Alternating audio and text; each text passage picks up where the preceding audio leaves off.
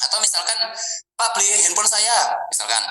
Teman si Hendrik nggak bilang handphonenya tuh Xiaomi kah, iPhone kah, Oppo kah.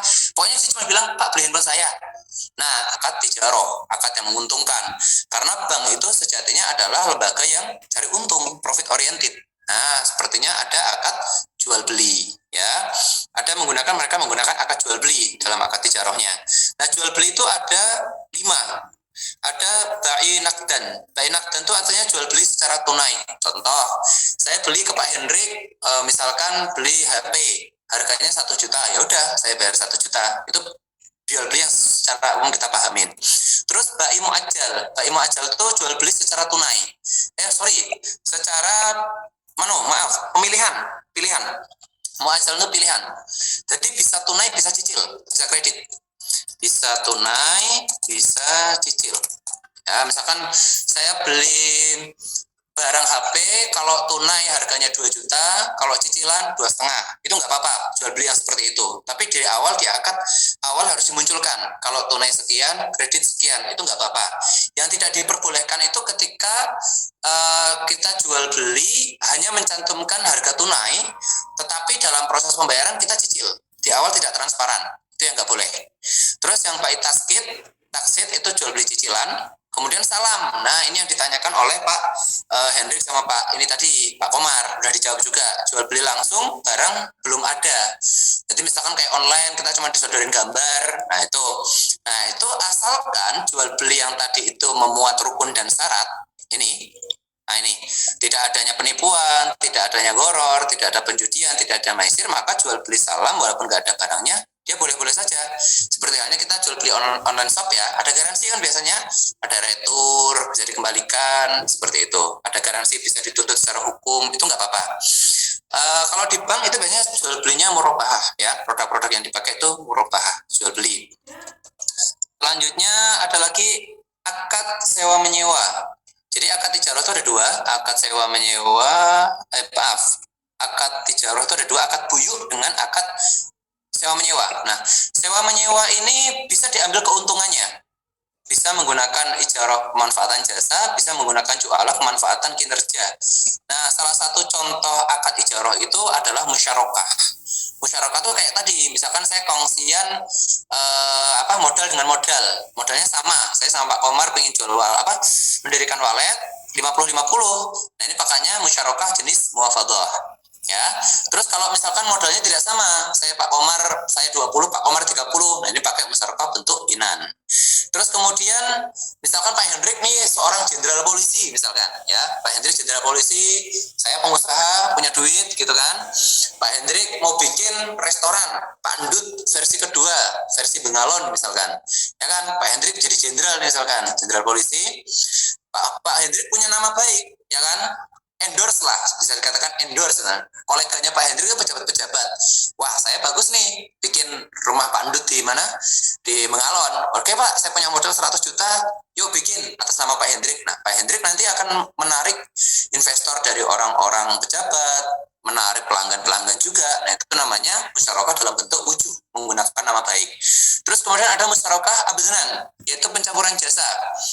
Saya bisa membuat kandang walet, Pak Komar bisa mencarikan walet, ya kan? Di situ nggak ada modal, gitu kan? Jadi kita hanya kongsian jasa. Yuk kita join bareng, jadilah bentuk kandang walet. Kemudian yang terakhir adalah mudharabah, musyarakah dalam bentuk mudharabah. Ya ini misalkan saya punya modal, Pak Komar punya jasa. Pak Komar, saya ingin bikin kandang walet. Oke Pak, tapi saya nggak punya modal. Saya bisanya bikinkan kandangnya saja, saya ahli kayu. Oke, ini modalnya sekian, Pak Komar bikinkan kandangnya. Jadi ini namanya mudharabah dalam bentuk musyarakah dalam bentuk mudharabah. Nah, proses di bank itu biasanya ada deposito, ada tabungan, ada investasi. Selanjutnya apalagi ya yang belum ya? Ada yang belum dijawab pertanyaan terkait dengan tadi? Yang terakhir ya, pertanyaan siapa tadi? Musrin. Yang ada tanah ya. Oke, tadi yang nanya siapa tadi? Yang tanah yang dihibahkan terus kemudian diaku-aku sama orang tadi siapa? Pertanyaan siapa? Muslimin. Musidul Amin. Siapa? Mursidul, amin. Oke, saya simpulkan kayak gini ya, Mursidul. Jadi ceritanya ada orang bahasanya bukan hibah ya, tapi wakaf. Mewakafkan tanahnya untuk dibuatkan sebuah majelis atau pondok pesantren. Terus kemudian setelah diproses mau dibangun, ternyata ada orang yang mengaku-ngaku ini tanahnya dan dijual ke orang lain, sehingga muncul dua surat seperti itu, Mursidul, amin. Ya Pak, ya Pak. Kurang lebih seperti itu.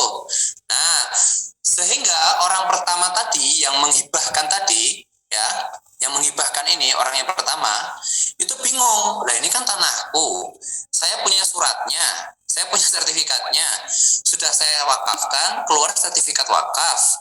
Terus kemudian sama pengelola wakaf juga sudah dikelola, gitu kan. Loh, tapi kemudian ada pihak yang mengaku-ngaku, misalkan pihak yang mengaku-ngaku ini keluarganya nggak rela, misalkan keluarganya nggak rela kalau itu untuk majelis, misalkan untuk diskotik misalkan, atau mungkin bukan untuk masjid tapi untuk pondok misalkan, keperuntukannya itu. Nah, ada kemudian ternyata sama yang punya tadi itu dia punya surat juga dan dijual sama orang lain, misalnya seperti itu. Nah, ini solusinya seperti apa? Nah, solusinya kalau kasusnya yang pertama, kasus pertama nih ya, kasus pertama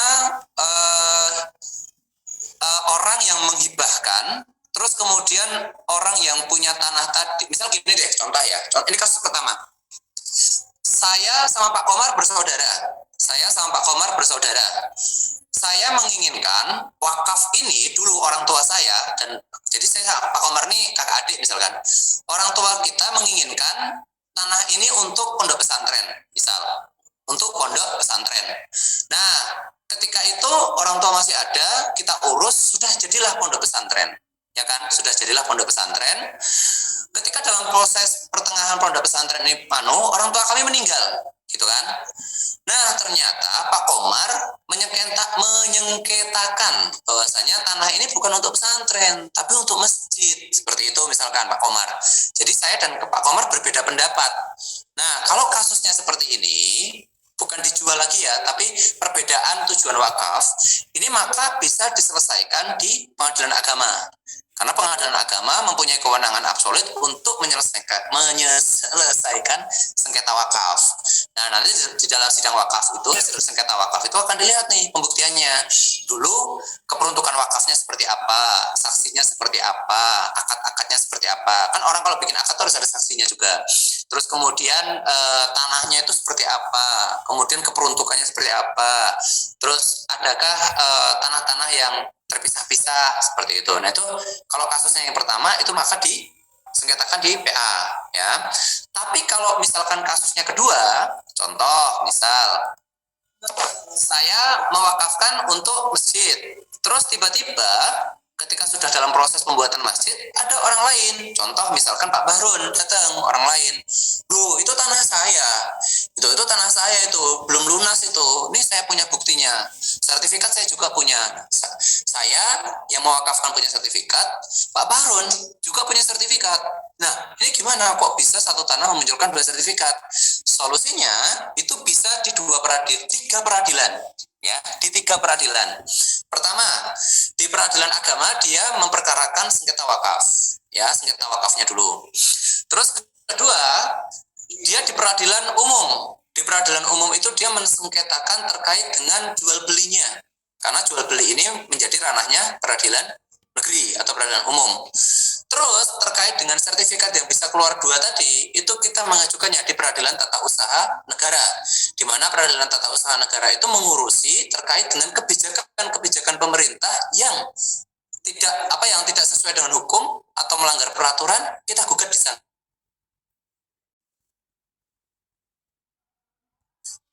Oke, sampai sini ada pertanyaan lain? Saya terlalu cepat. Nanti saya share ya untuk PowerPoint-nya.